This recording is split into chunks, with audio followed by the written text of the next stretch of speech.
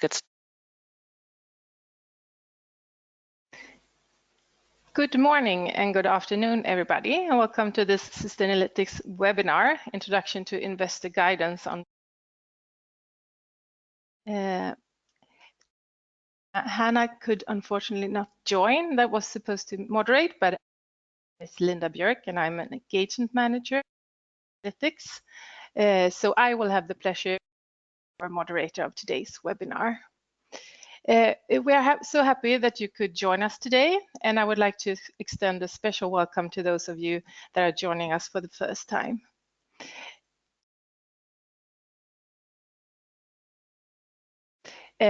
Before we begin, I'd like some housekeeping issues for you. You are currently all muted and will remain so for the duration of the webinar to minimize any noise disturbance. With this in mind, please send any questions about the presentation to us through the interactive box you see at the bottom of the screen here, highlighted with number 1. If you have any audio problems during the webinar, you can also inform us of these through the same interactive box. Also, if you would like to minimize this control panel, you can quite simply clicking on the arrow at the top of the panel, number 2. The presentation will take approximately 45 minutes and will be to allow us to finish the webinar near the top of the hour. The recording of today's session will be shared with you all attendees in the coming days. So before we get started with the presentations, I would like to shortly introduce our speakers and the agenda for today's webinar. So we will be hearing from Tutti Kaasinen, Sustainalytics Associate Director and also Product Manager for our Stewardship and Risk Engagement Program. She will give you a short introduction to Sustainalytics and provide you with a background. We are also joined by Ida Margarita Hillested, Child Rights and Business Manager at UNICEF, who will give you to UNICEF, child rights, and child rights linked to business. Then you will hear from Frank, Engagement Specialist at Investment Management.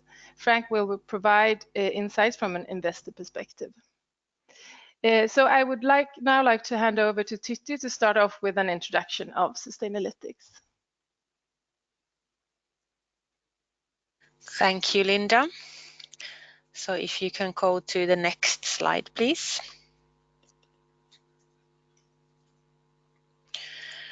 So my name is Tutti Kaasinen, and I'm delighted about getting the chance to talk to you today about this very important and exciting topic. And just in case there's anyone on the line who's unfamiliar with who Sustainalytics is and what we do, we are a responsible investment research firm providing detailed ratings and analysis on companies on material, environmental, social and governance issues. And with the acquisition of GS earlier this year, which is how I myself became a part of the company, we now also offer engagement services.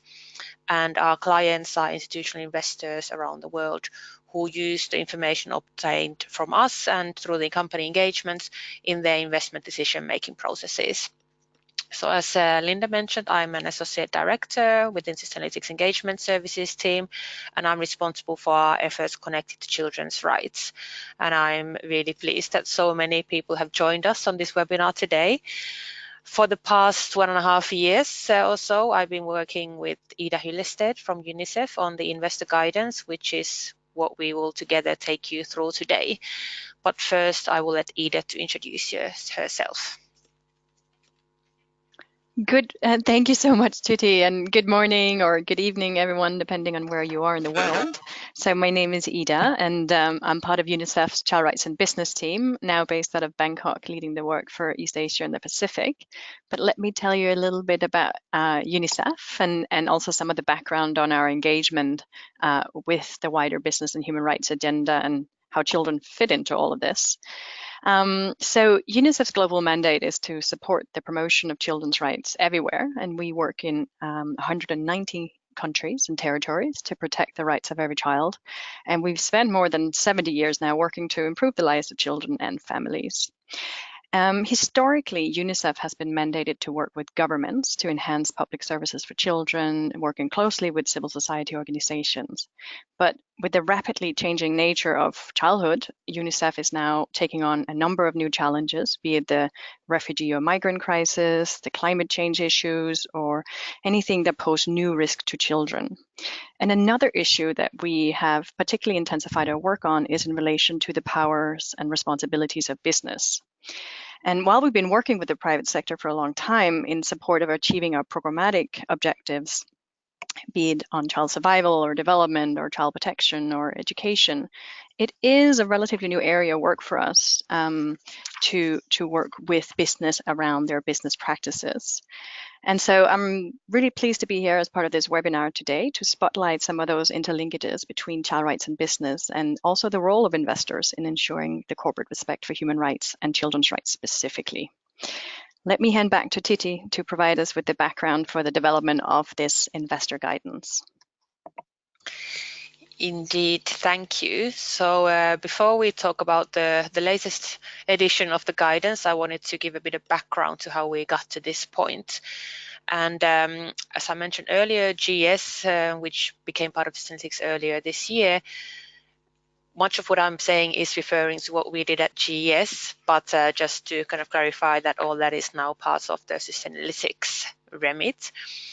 But at GS, we were actively working on children's rights for several years. And just to give that first to get us started on the guidance, I also wanted to give you the service provider's perspective to this topic. But obviously, our children's rights work continues now as Sustainalytics. Nothing has changed on that front. But in terms of our approach to children's rights, there have been both reactive and proactive elements, and we've aimed our efforts towards both companies and investors, which is perhaps natural given our function as the middleman between the two. For example, over the years, we've engaged with various companies on child labour as part of our service focused on addressing and preventing the violations of international norms. And in connection to norms breaches, we've also investigated companies in connection to marketing to children and also breast milk substitutes, for example. But child labour is the issue that definitely most commonly comes up in that context. But what we actually have specifically had an ambition to do is to increase investors' awareness of this topic and to inspire them to integrate children's rights beyond child labour in their processes. To this end, we have held webinars in the past on different aspects and also offer a proactive engagement project focusing on children's rights in media and marketing.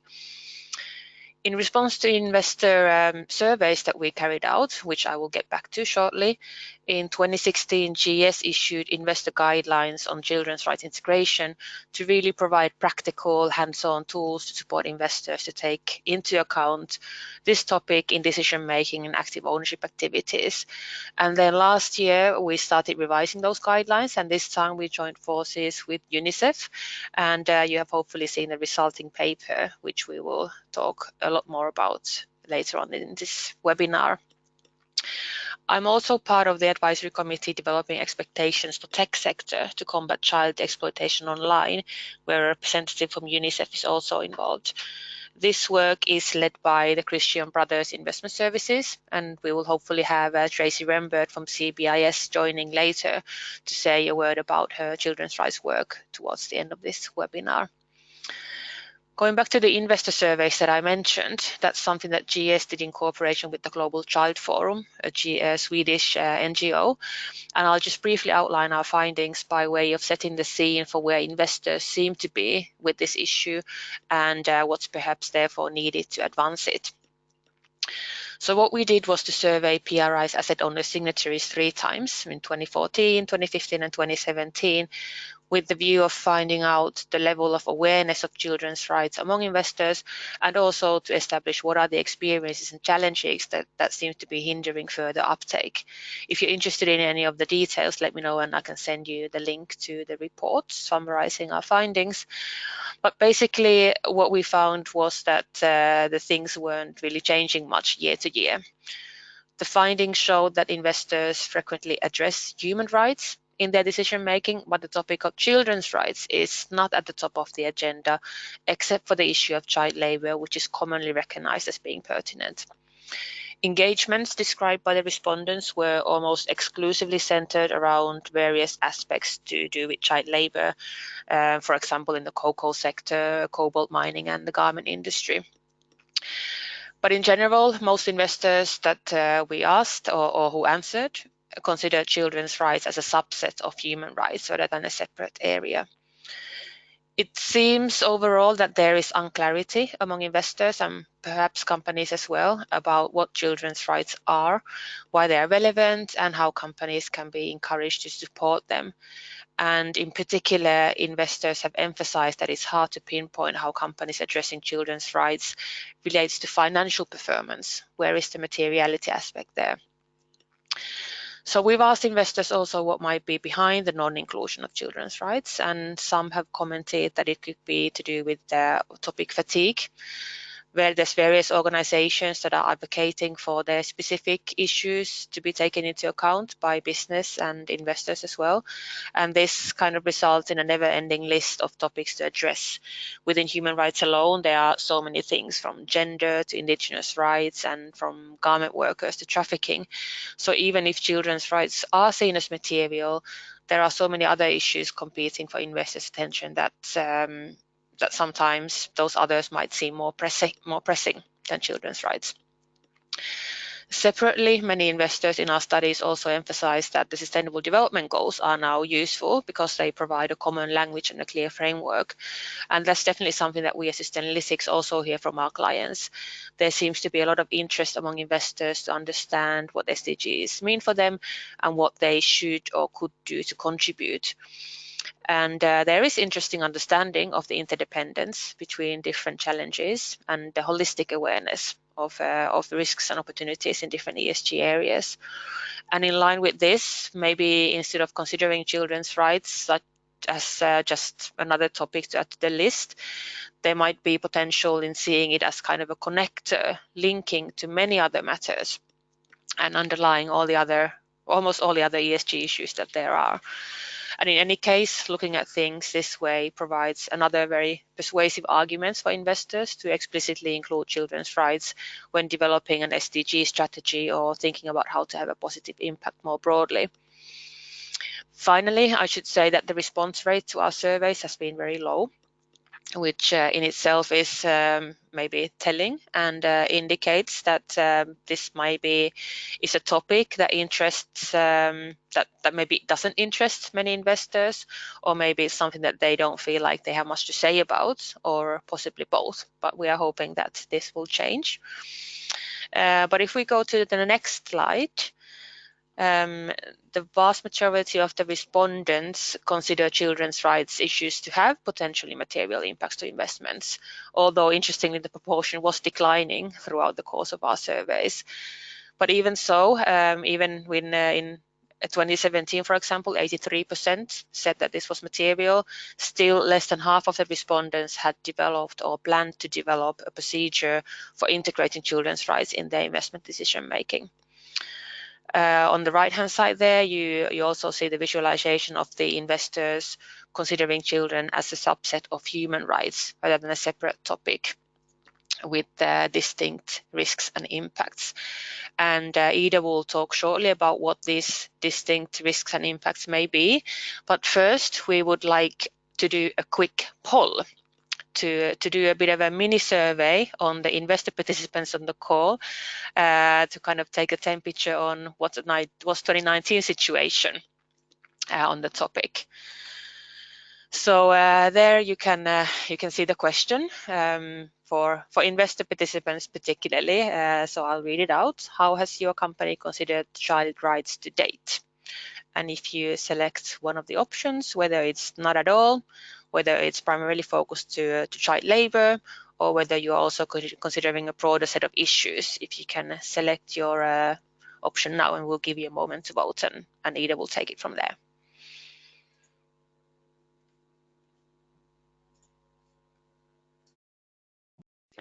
Okay, thanks so much for voting for this. So we have 7% who haven't considered child rights at all. We have 54% linked to child labor only, and 39% linked to a broader set of issues, which I actually think is a positive result, because it means that a lot of you are already thinking about the broader set of child rights impacts beyond child labor. So definitely see this as encouraging.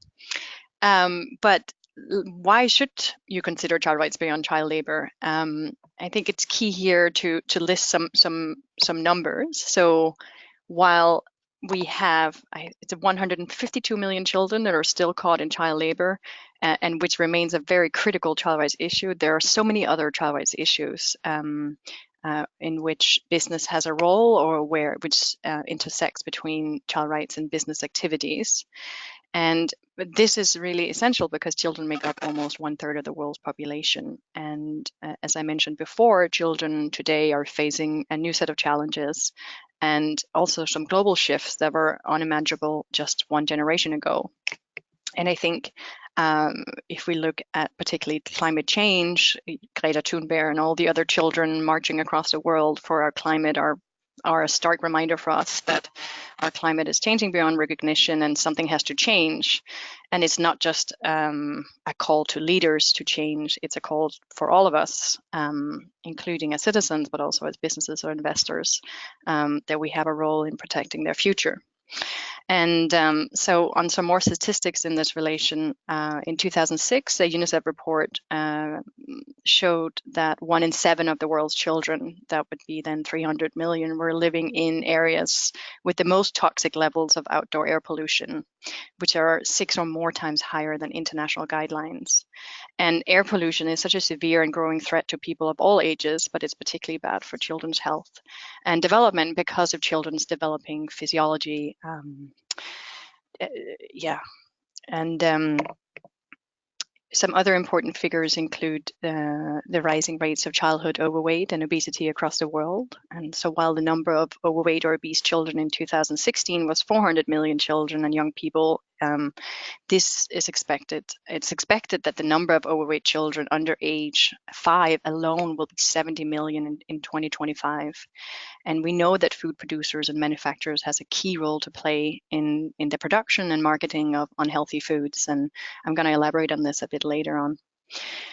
We also see that the advances in technology is transforming childhood. So we have 71% of young people between age 15 to 24 who are online, compared with only 48% of the total population. So children and young people, they are online, they're accessing the internet, and they're doing so more and more.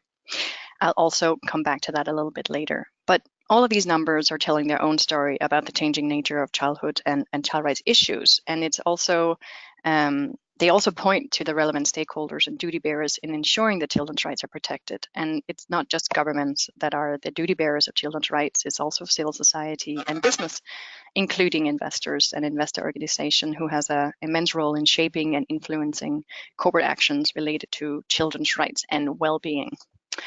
So if we go to the next slide, I want to tell you a little bit more about the Convention on the Rights of the Child, because as Judy referred to earlier in terms of the survey results, and this issue of integrating children's rights as part of human rights considerations, I think the issue here is that children have their own convention, and children's rights are enshrined in the Convention on the Rights of the Child, which was adopted by world leaders in 1989.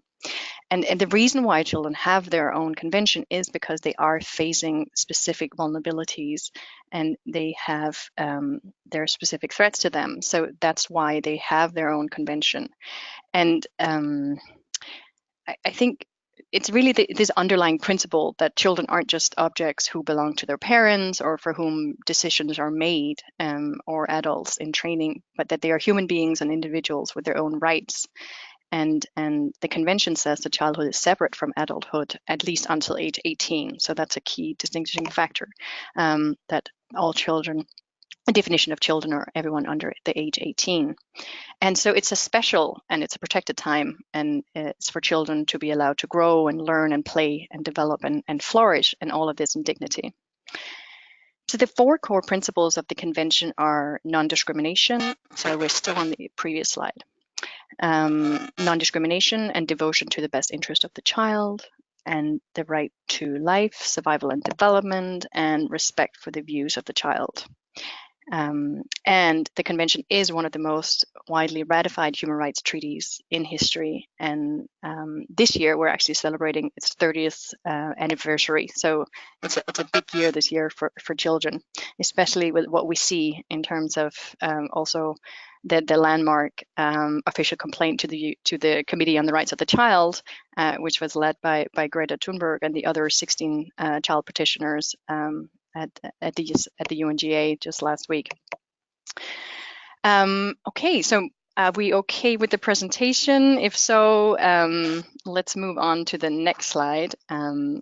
So this will tell us more about the children's rights and business principles, which were developed back in 2012 in collaboration with UN Global Compact and Save the Children, and which is very much based on the Convention on the Rights of the Child, and also, of course, informed by the UN Guiding Principles on Business and Human Rights.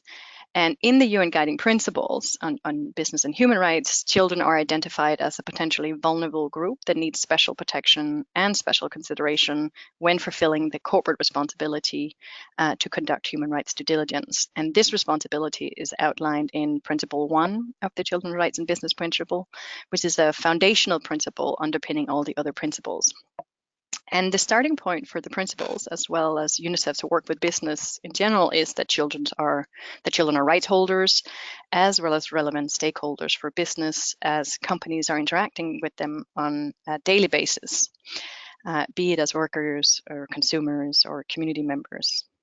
But despite this, children aren't always being considered by business, especially not beyond child labor, even though that the poll we just did with you may prove otherwise, but you may not be representative for the general business population or investor population. And often we see that the incorporation of children's rights into corporate due diligence processes is limited to either child labor or philanthropy. And so, next slide. We know that the impacts of business activities on children extend way beyond child labor, including to issues such as product design and safety, marketing practices, or the behavior of staff or subcontractors or business partners to its children. And there are, of course, also community impacts linked to operations and conduct. There's issues in relation to the impact or the indirect impact or direct impact of children of workplace policies that either doesn't safeguard maternity rights or consider childcare provisions or the promotion of breastfeeding practices for new mothers in the workplace. And all of these impacts are multiplied across the supply and value chain. So these impacts are outlined in the Principle 2 through 10 in the Children's Rights and Business Principles, and they identify a comprehensive range of actions that all businesses should take to prevent and address risk to child rights, but also to maximize their positive business impacts across the workplace, marketplace, and community. And in the next 2 slides, I'll just zoom in on a few impact areas linked to the previous child rights numbers, and which links us back again to the investor guidance. So let's take a closer look at the issue of children's digital rights.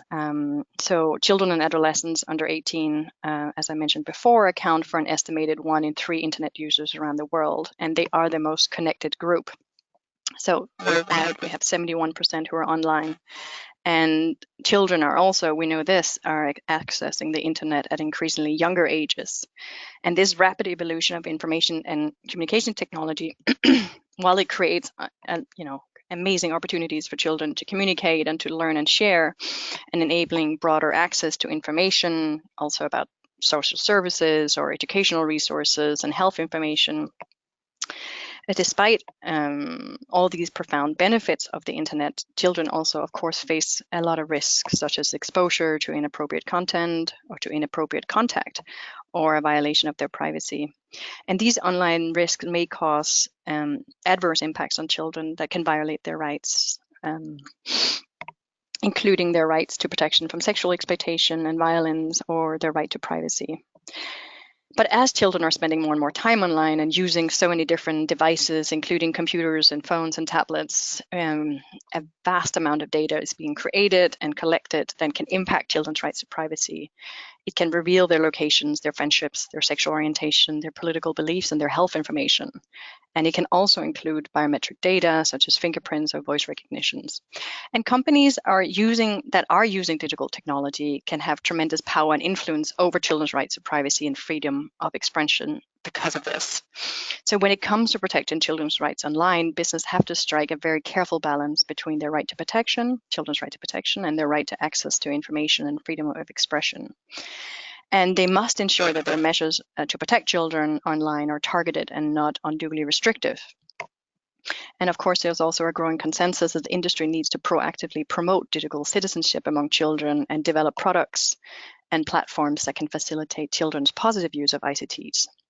So the investor guidance is providing very specific indicators and questions for investors to help them assess the extent to which their investee companies are managing these child rights related risks, and which are linked to the internet and associated technologies. And the questions in the guidance cover questions related to child sexual abuse material, to filters, to age verification, to privacy, as well as digital marketing. We also, as UNICEF, have developed a suite of both discussion papers and tools for businesses that elaborates on both the risk and also provide guidance on how to integrate children's rights into corporate policies in order to design delivery of services that are safe for children.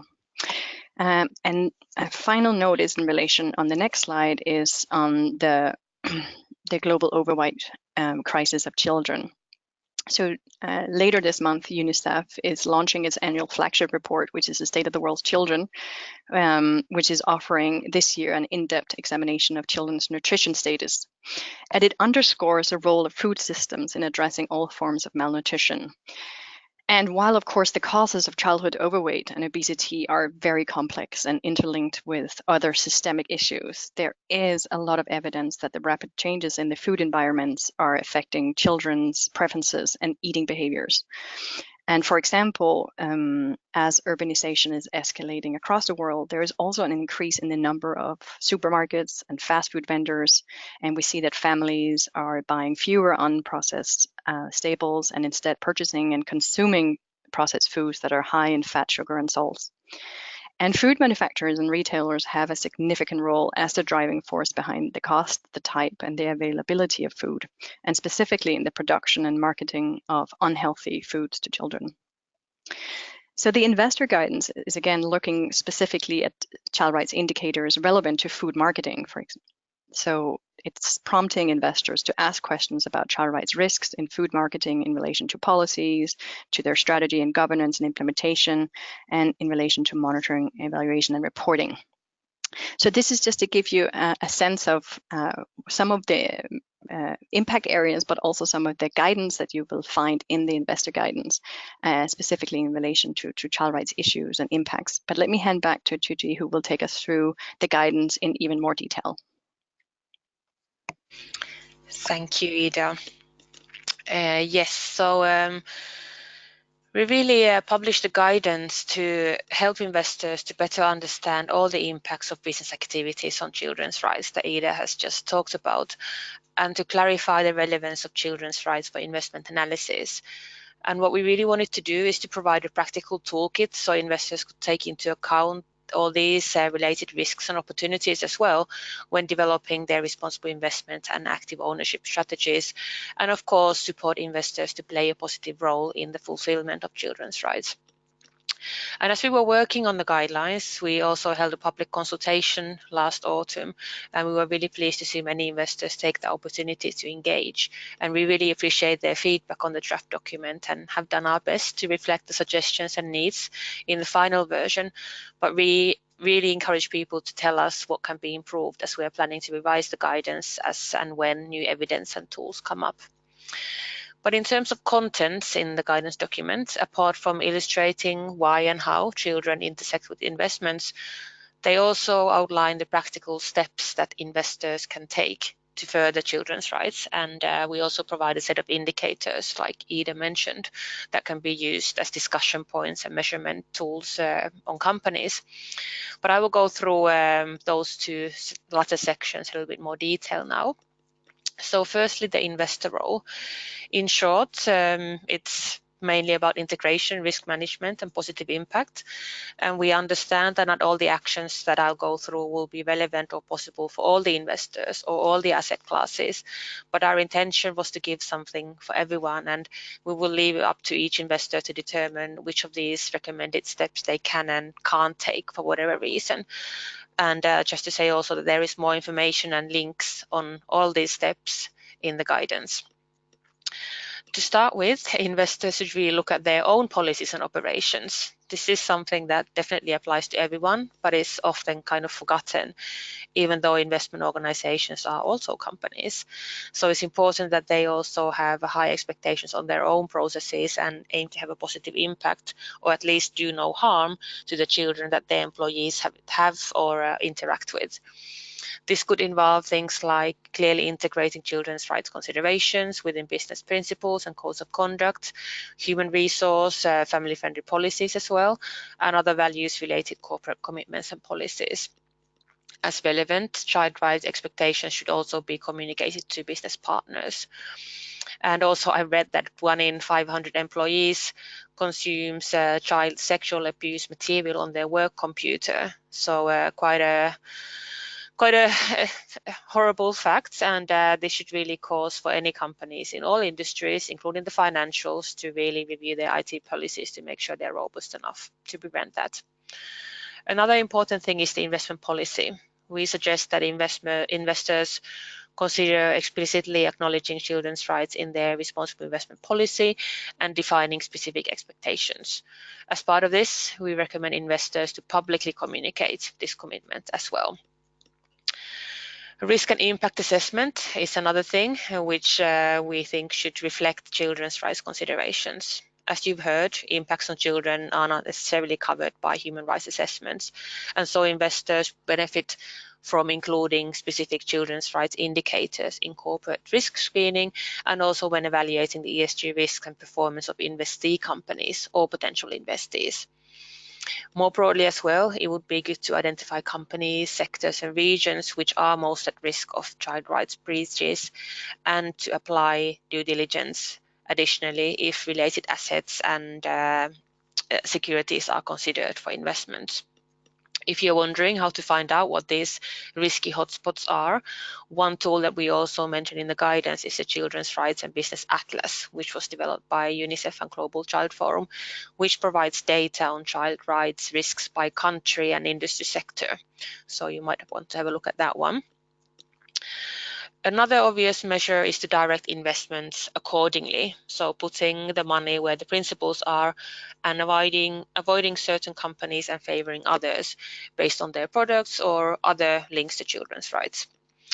One can introduce exclusions for companies whose product or business idea is inherently detrimental to children's rights. And conversely, you could also consider investing in companies whose products or services positively contribute to children's rights, or which demonstrate a clear commitment to respect and support children's rights. Active ownership and advocacy can be a very powerful tool, and we'd love to see investors systematically addressing children's rights in these efforts, and where relevant, discussing the topic in meetings with potential investees and portfolio companies, particularly in cases where actual or potential violations of child rights are identified or where there are elevated risks.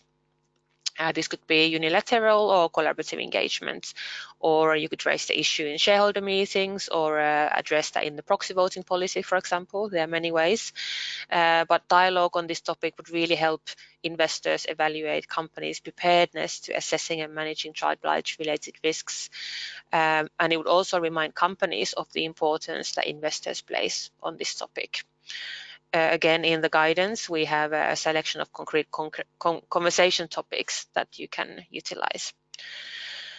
Then, if you're using an external investment manager and or buying research, we're still on the previous slide, And if you're buying research or engagement services, you should request and ensure that your business partners also assess the risks and impacts relating to children and reflect this in their offerings.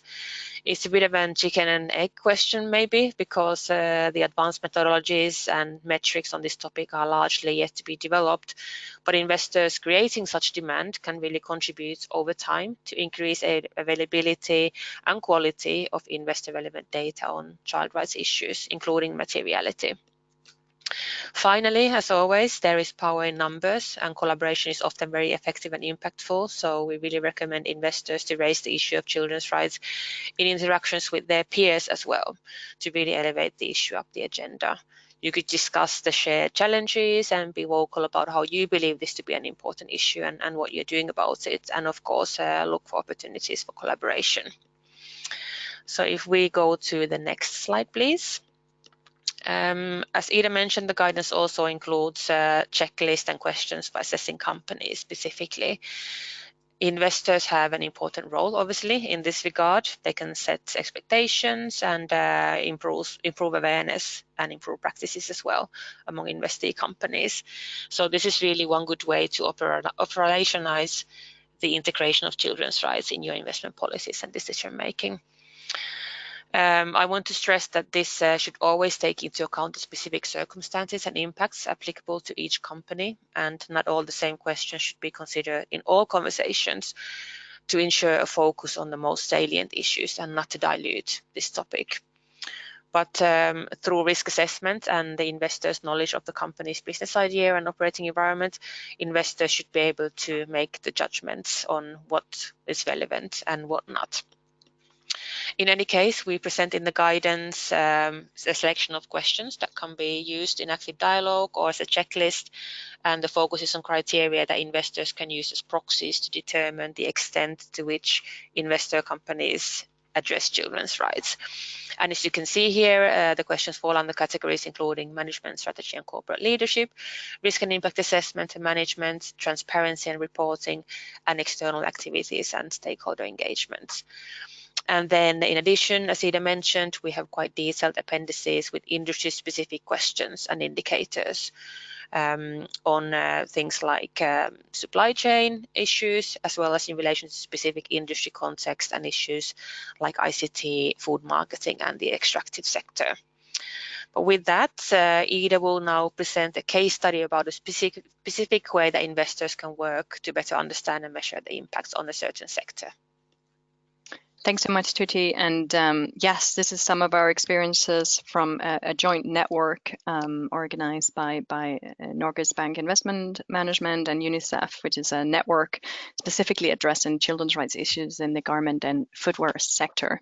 So on the next slide, let me just first provide you a little bit of background for how this network came about. So globally, we see that as many as 250 million children are affected by the garment and footwear sector as either workers or children of working parents or as community members near factories. And while child labor is one of the most recognized concerns, again, there are so many other ways in which children's rights are impacted.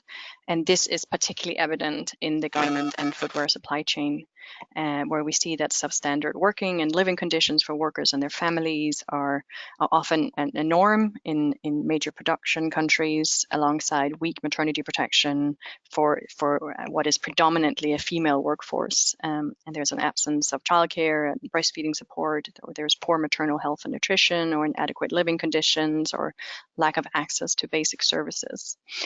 And so against this backdrop, UNICEF and NBIM established a network to facilitate a dialogue between garment and footwear brands, as well as manufacturers and civil society experts to raise awareness and to exchange and share innovative practices, and also to promote action to improve human rights impacts of children in this sector. And one of the key discussions of the network has focused on this need to develop guidance for companies to more effectively integrate children's rights into their responsible sourcing approaches. Another key issue which has been discussed has been the need for relevant child rights metrics in order to allow companies and investors to measure and track progress in meaningful ways. because what we see is that until now, the child rights risks beyond child labor are rarely called out in any of the existing audits or monitoring reporting mechanisms. So one of the concrete outputs of this network is the actual development of guidance, including performance and disclosure metrics for companies to take steps to integrate child rights into their approaches to supply chain management.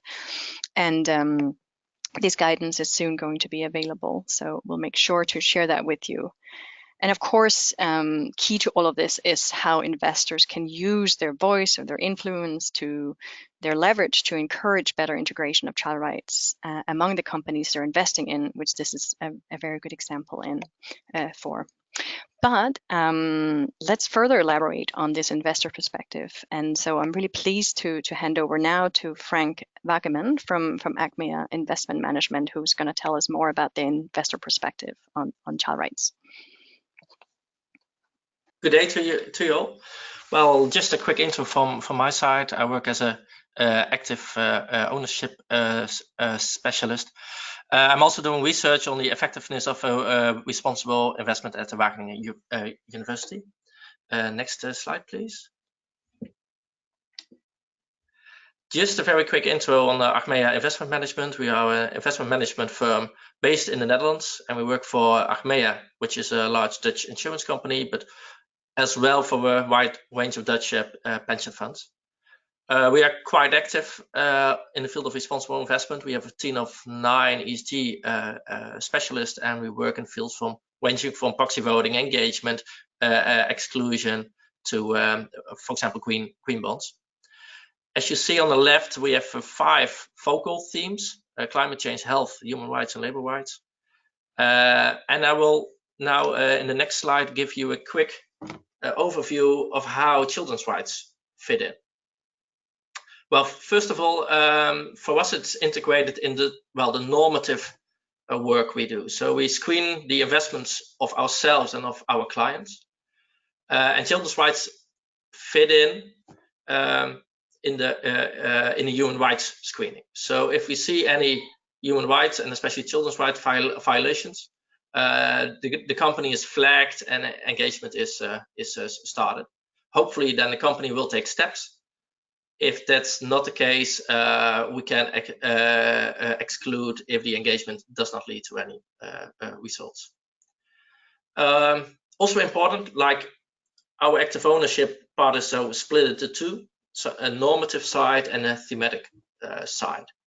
So on the thematic side, we choose topics, ESG topics, which we think are relevant from a financial materiality point of view, as well as a societal point of view. So I think there are 2 topics which really touch upon children's rights. One is that we are quite active in engagement on living wage. We don't do that alone, but within the platform living wage financials. So we engage on living wage, which in itself is maybe not directly a children's rights topic, but of course it enables parents to let their children go to school, to provide good food, and to provide all the circumstances which enable a healthy and good childhood. The second part in our thematic engagement work is the work we do on access to nutrition, which we also do jointly in the Investor Coalition. And especially this topic directly also focusing on children's marketing, malnutrition, as well as obesity.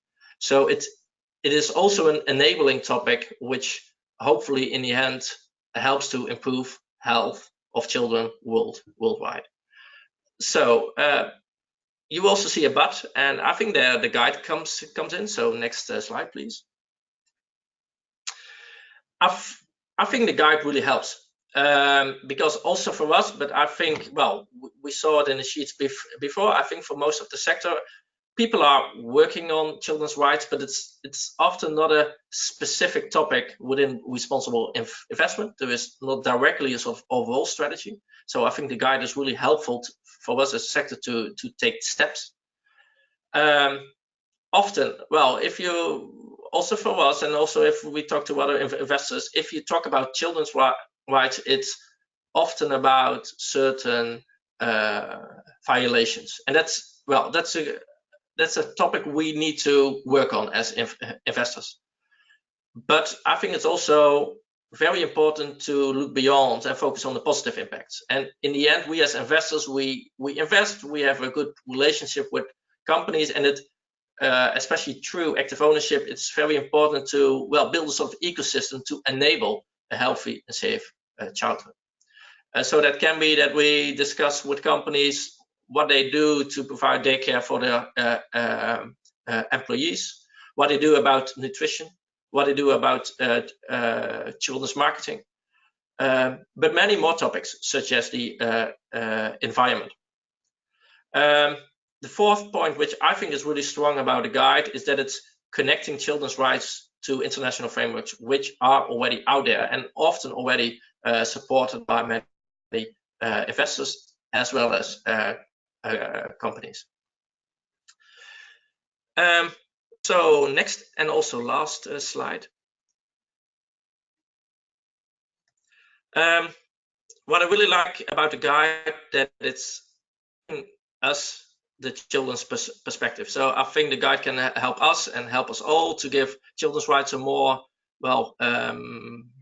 mature, which is maybe not the right word in this topic, but a mature place in responsible investment policy. But I think it also does something else. And I know that there are a lot of definitions out there regarding sustainable development. My personal favorite is the one from the Bachman Commission. And what I like about this definition is that it's focusing on the future generations. So in the end, I think the guide helps us to have the children's perspective. But by having the children's perspective, the next generation perspective, it also helps us to have a different view on topics such as climate change, diversity, and poverty. So the guide helps us to take a children's perspective, but in the end, the children's perspective also enables us to be a better responsible investor on a lot of different other topics. That was it from my side. So thank you for your attention. Thank you very much, Frank. Well said. Inspiring words there. And everyone, remember to keep submitting your questions. We will have a bit of time in the end. So if you have anything you want to ask Frank or anyone else, remember to use the box there on the right. But now we would like to do a second poll. So get ready to think about the next question. So this is us really looking to the future and considering the next step.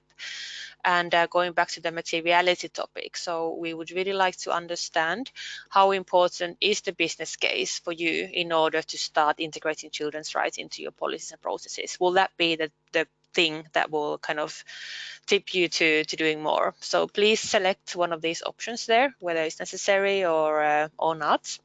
And I'll give you just a little moment to answer. Okay, I can see from the results now that we have 43% who have said it's necessary, 33% that say it's useful but not necessary, and 25% that feel like it's not so relevant. Children are the center of sustainability in any case. So really good to know. We also have felt like the materiality will help to kind of strengthen the arguments for business and investors. So we'll continue working on that. And also generally the way forward from our perspective is particularly to figure out how to overcome the issues that our surveys and the poll as well has identified as the problematic and perhaps the areas that stand in the way of proper children's rights integration. So the question marks around the financial materiality, but also the topic fatigue and why and how to go beyond child labor. Obviously, both Sustainalytics and UNICEF are committed to continuing to support investors to assess and integrate children's rights in the way that you look at investment opportunities and act as a responsible owner. But it would really be great for us to hear from you in the Q&A, but also in the coming months, what all would you find helpful? And we will do our best to support with revised guidance and tools. And I will let Ida elaborate on what those might be. Thanks, Tuti. And yes, as also at UNICEF, we're really committed to further expanding both our expertise, but also our work with investors and financial institutions to promote child rights in investment decision making and also in ESG risk assessments. And as mentioned by Tuti, we are really interested in your feedback on the guidance and also to hear your suggestions on what other tools and resources are needed for investors on this topic of children's rights. And based on your feedback, we would like to develop additional resources to complement the investor guidance, be it case studies or deeper guidance on materiality for different industries. And we're, of course, very keen to work with investors and other actors that are looking to take a leadership role in integrating children's rights into investment policies and practices with a view to test and refine our guidance and our knowledge. And as referred to earlier with the example of our garment and footwear network, we also see that the lack of clear metrics on how to measure child rights risks and impact is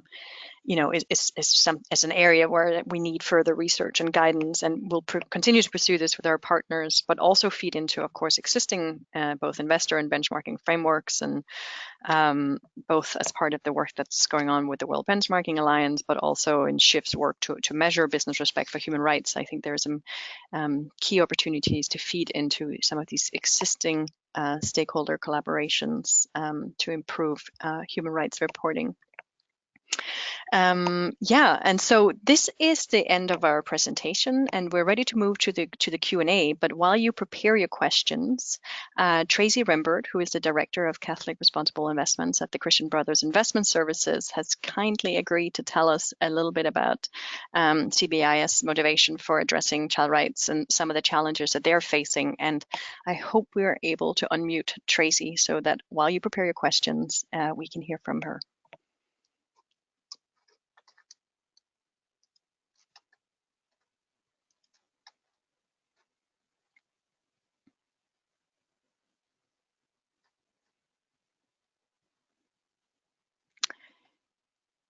It looks like Tracy is unmuted, but we can't hear you, Tracy.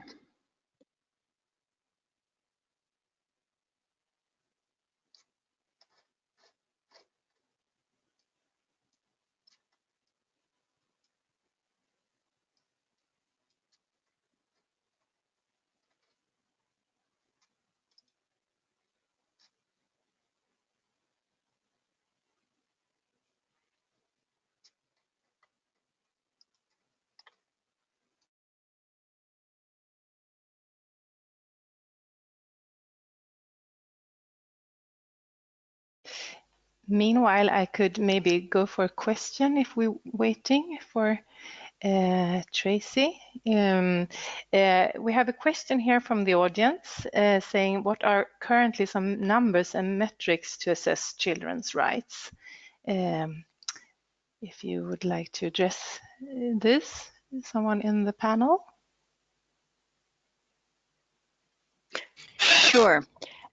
So as part of the work that I mentioned before and the forthcoming guidance that's coming out on children's rights in the garment and footwear supply chain, this actually includes specific both buyer level process metrics as well as supplier level outcome metrics. So I would definitely, if it's specific to the supply chains, and I would highly encourage you to have a look at this.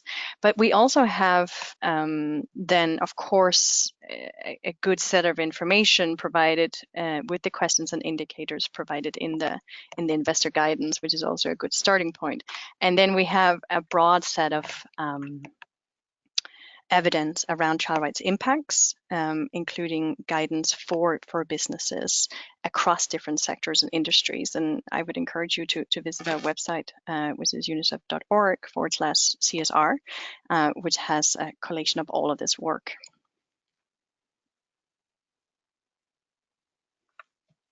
Great, thank you very much. We have another question. Why do you think that children's rights are not that big of a topic yet among investors? Maybe I could direct this to Frank. Yes, I think that's a kind of a mystery as well. So As said, when I talk to, for example, pension fund board members, it's a topic which often comes up. I think for a lot of participants in pension funds, for example, it's a relevant topic. I haven't heard anybody who says, well, this is a topic which is not relevant or logical, and still it's hard to take up. And I think that the reason is twofold. I think a lot of companies don't publish information or have a specific strategy on it, so it also makes it a little bit more difficult to engage on. Secondly, I think, well, it's also related to metrics. We don't have a sort of methodology yet to assess how well companies are doing in this field, and I think this guide is really helping. But it's still it's the same as with climate change. Like a few years ago, there were little metrics available, and with metrics becoming available, investors are enabled to work more on this topic. Thank you very much, Frank. We have some minutes left. Maybe I could just have one or two more questions. We can take this one on the investor surveys indicate that the attention to children's rights has stayed stagnant for years. What do you think could be done would make things move forward? Maybe Titti, if you could say a few words about that. Thank you. Yeah, I can definitely start, and some feel free to chip in, Ida and Frank as well. Well, like Frank mentioned, I think metrics will definitely be one helpful thing there, and we hope to see some developments there. But also, obviously, we hope that our guidance will be helpful for investors to really do something about this. I think that there are investors who would like to do more and understand more, integrate better, but maybe they haven't had the tools available or clarity on all the issues. So we are really hoping that our guidance will, in part, support in moving things forward.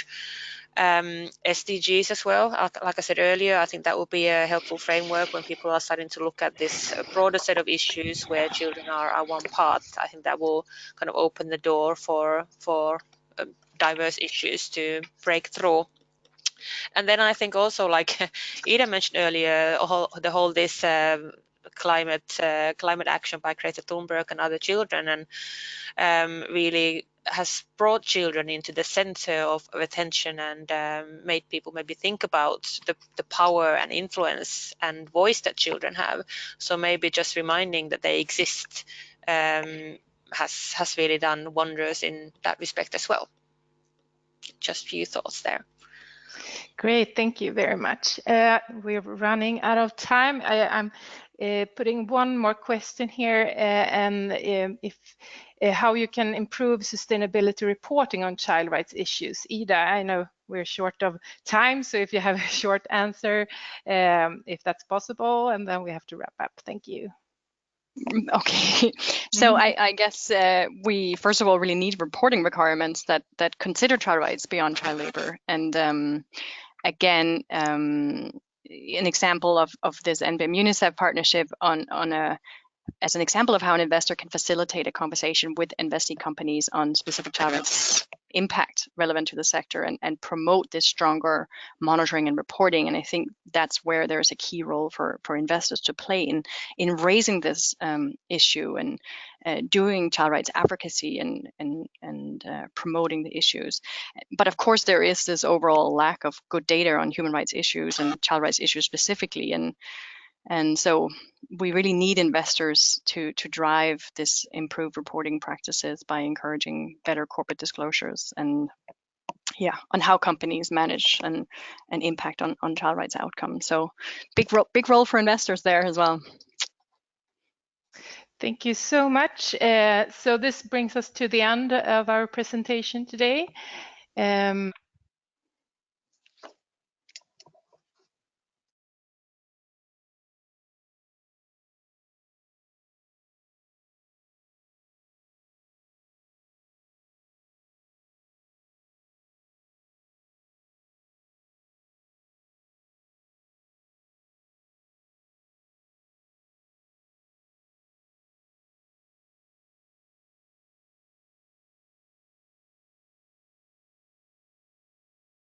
I think we lost you, Linda. Yes. Great. Yeah, I was sorry. I was muted. We will be sure to follow up on individual on any questions we couldn't get to today.